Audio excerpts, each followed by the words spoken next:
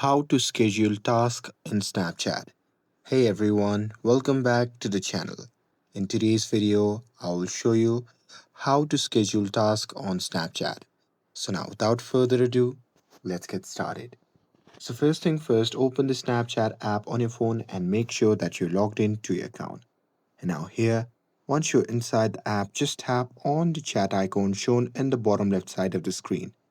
And now here, once you are in the chat section, just tap on My AI at the top of your chat list.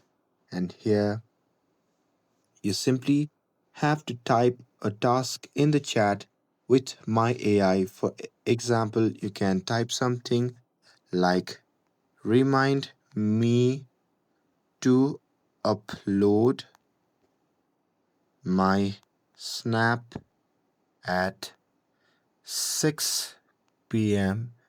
and here you can simply tap on it. And here, with that, Snapchat AI will automatically set a reminder for that time and you will get notification when it's due. And here, with that, to check your scheduled task or reminders, you can just open My AI chat again, and there you can simply type show my reminders, and after that you can simply see everything that you have scheduled, and that's it. That's how you can schedule tasks and reminders in Snapchat.